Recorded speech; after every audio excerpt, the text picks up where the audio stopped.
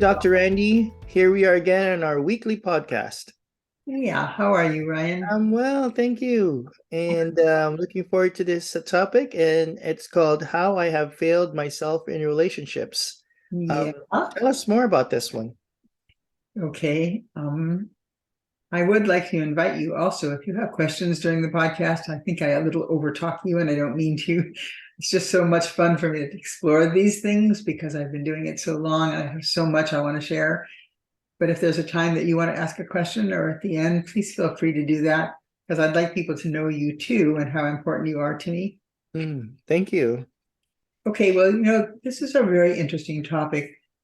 Most people who leave a relationship or who have been left in a relationship, in retrospect, they can tell me how the relationship and when the relationship began to deteriorate. There's all kinds of signs. I've written about them endlessly. People don't spend as much time together. They do more prime time elsewhere. They're not present when they're present. There's lots of ways you can tell. There's more bickering. There's more fighting. But one person often holds on much longer than that person should have. They don't recognize it. They'll take more and more abuse, or they'll take more and more absence, or they'll take more and more negligence, and they keep coming back. Oh, if I keep putting money in this bank, eventually I can take money out of it, but that bank has a hole in the bottom, so it's not building any kind of goodwill from the other direction. So finally, the person leaves. So I say to people when they come to me in therapy, because they usually come kind of broken and overwhelmed and disarmed and whatever. Why did you stay so long? Because one of the questions people ask me all the time is, when do I think they should have left a relationship?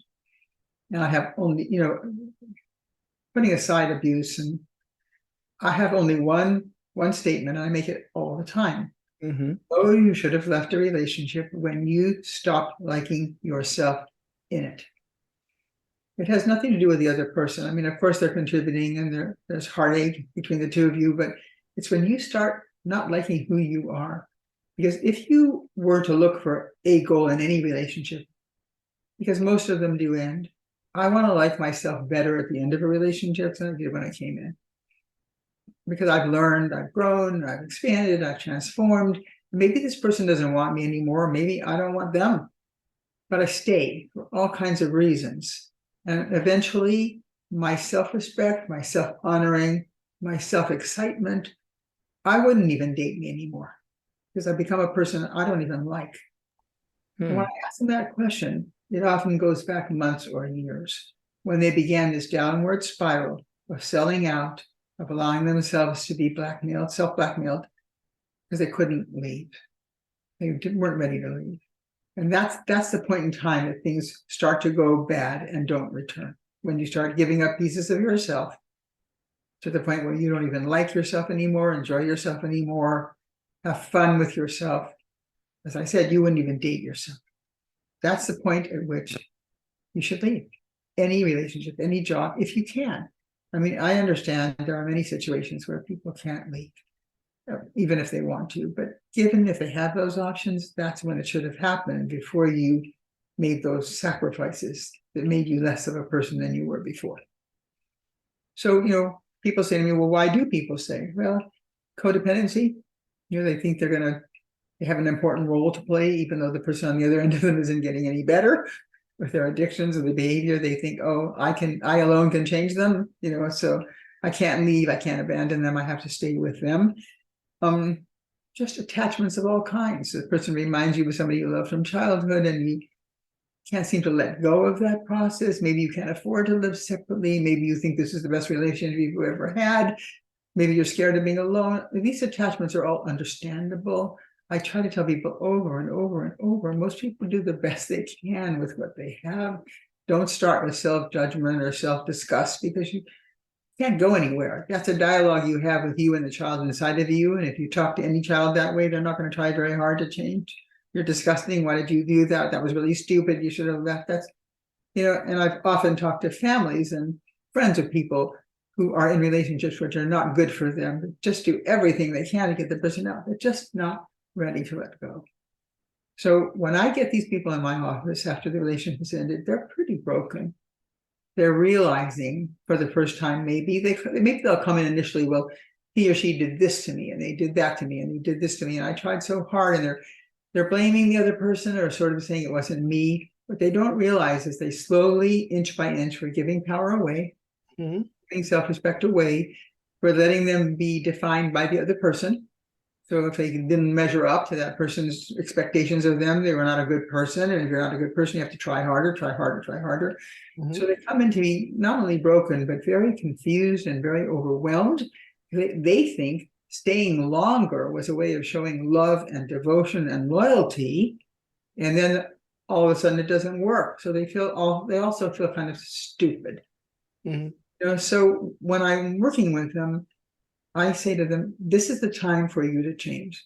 This is a time for you to look back, not to regret or rue what you've done, but to learn at what moments along the time you were together with this person, you started blackmailing yourself. I don't need this, or I can give this up, or I can try harder. It doesn't matter if he or she loves me. They will if I just keep da-da-da-da-da-da-da-da. So we start this process of the way forward in their own personal therapeutic process.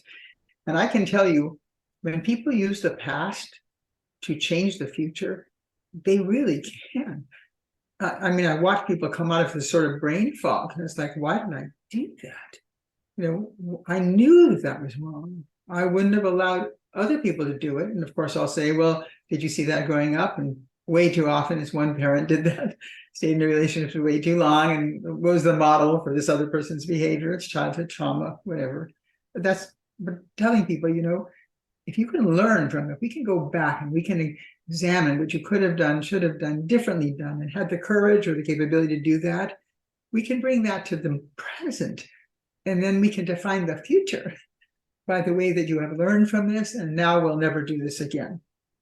So I tell them, we sort of have kind of two goals. One of them, again, is to do what I just said, to go over the past carefully without any self-judgment, and look at the points in time where these sort of self-sacrifices happen, and did they really need to? And by the way, there can be children involved, family involved, as I said, finances involved. It's a very complicated process. So a person should never feel, oh, if only, and that's the only thing, that's the only variable. That's not fair. But they can see where they failed themselves, and where they neglected or abandoned themselves before they were neglected and abandoned by somebody else. They sort of showed the way to their partner. You can get away with this.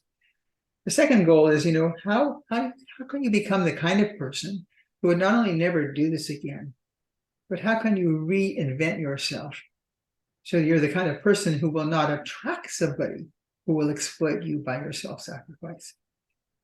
That's really important, because sometimes you attract the same kind of person and you give and give and give and give, and that person again exploits you. How can you become the kind of person that wouldn't be susceptible to that? What will it take for you to change that? And again, some people, when they're broken, it's hard for them to even remember things about themselves they love. So I tell them, well, let's ask you 9 questions. Let's use these 9 questions as sort of, or 7 questions. There's 2 extra ones, but we may have time. So let's ask you these 7 questions that form the basis of the kind of work we're going to do to bring you from where you are to where you want to become. So the first question is, what part of me was I really proud of, that I really liked? What parts of me did I really like when I entered this relationship? You want to ask yourself, even if you want to write them down, who did I love? What did I love about myself? What did other people love about me? What kind of compliments would I get, whether it would be to work or any kind of relationships, that I can look back and remember what parts of me did I come into this relationship with that I love that no longer exist? And believe me, that's a heartache. If you think about that, that's a heartache. You're supposed to mature in relationships to get better, to feel better about yourself, to get more confident. And here you are, you've given up all the things that you loved when you entered the relationship in order to stay attached. And that other person on the other end of you has undermined them, most likely, in a consistent way, saying, this is not important. I don't care for that much. Why do you think that's so necessary? Well, they've been undermined and they've let go. And that's the heartbreak. The second question is, what parts of me that I once respected and honored did I give up? It's a relative to the first question, but the first question is, what did I love about myself? The second question is, what did I give up in that process of being so attached to another person that I was willing to give that up? What were those parts of me? And do I miss them? Do I want them back? Do I feel that I've somehow abandoned me in that process? Yes, you actually have. Maybe you gave up time for yourself. Maybe you gave up dreams that you once had that you sacrificed to another person. Maybe you even gave up where you want to live, to move with that person to another place, and you're unhappy there. Maybe you moved away from family and friends. Maybe you gave up family and friends that your particular partner didn't like or didn't want, because you wanted so much to belong to this relationship that you were willing to sacrifice others in your life just to belong. And in the process of doing that, you've given up your havens, your places to go to when the relationship ends. All of a sudden, those friends aren't there. And now you're more alone because somehow that partner required that you not have those outlets or those places or those hobbies or those things that made you feel wonderful. So it's a very dangerous thing to give up things that are hugely important to you just to belong in any relationship, because they're going to sit deep inside and they're going to be constant. I wished.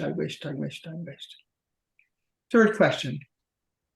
What were the attachments in this relationship that I was unable to give up? Now, this brings up a very important point.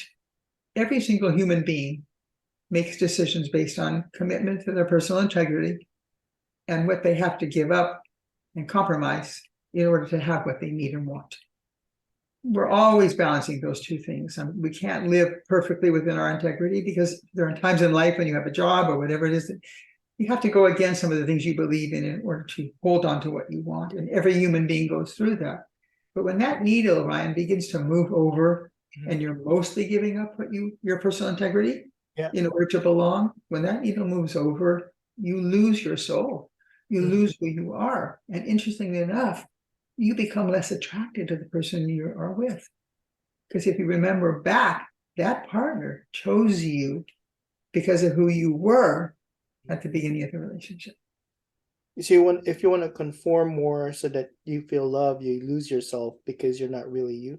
And remember, you also, the person you're with chose you because you were that person you were at the beginning. They're leaving you because of the person you've become. So you can see what a terrible process that is. But, again, I say to people, do not put yourself down. Do not judge yourself. And we often don't see these things coming. We just don't. You can't see past them when they're happening. So this is the time to grow without negative judgment of self. People stay because they're frightened of loss, like I said. They stay because, the confidence has gone down so low now because of what they've done that they don't feel they deserve anything better. Or maybe they just have blind love for their partners. There are people that stay in relationships and just go down, down, down, down, down, and just don't leave. And they settle for less and less and less and less because they just can't bear being away from that person. Most of the time it doesn't work, of course. Question number 4. Oh, and this is a big one. Is this my pattern? Have I done this in every single relationship I've been in? If I pulled myself up from the darkness and tried to reinvent myself and then gone back, and again, this person chooses me for who I am, and then again, I give up who I am, and the person leaves me because they don't like me anymore, because I don't like myself anymore. That sacrifice sometimes is appreciated by a partner at the beginning of a relationship, but over time, that person loses respect for you, loses interest in you, because you're not really being authentic anymore. You're not presenting a real person present and with who you actually are. You're presenting what that other person wants or what you think they want. And so you've given up your core sense of values and self. Okay. Question number 5. What have I learned that I don't ever want to repeat again? And we're going over those things, but I say to them, what have you learned? At what point in time could you have done something different? Where was your courage? People can act in the face of fear. That's called courage. Where was your courage to stand up? Why didn't you challenge the situation? What kept you back from doing that? What did you learn about yourself? Have you done that before? Did you do that in childhood? Did you have trauma from childhood that has made you feel that you don't deserve love? I mean, there's so many, so many intersecting variables. But this is the time in therapy when you really learn, why did I do what I do? As I said a minute ago, have I done this all my life? Have I immediately in a relationship started to try to become what somebody else wanted me to be rather than who I wanted to be or become? Have I always done that? Because I need to learn now forever that that's never going to work. Okay, so that, and then the sixth question, who do I want to be at the beginning of my next relationship? Well, And so this is fun. Your This is next fun. Well, yeah, then you say, well, what did I love about myself? I'm taking that back. Nobody's ever going to take that from me again, ever. What did I want to become that I couldn't become in this relationship because I was restricted or allowed myself to be restricted? What do I always want to do in my life that I gave up that I'm now going to make sure I do now? What am I going to create that's me, the best me I can be at the beginning of a relationship? And then God bless, do not ever give that up.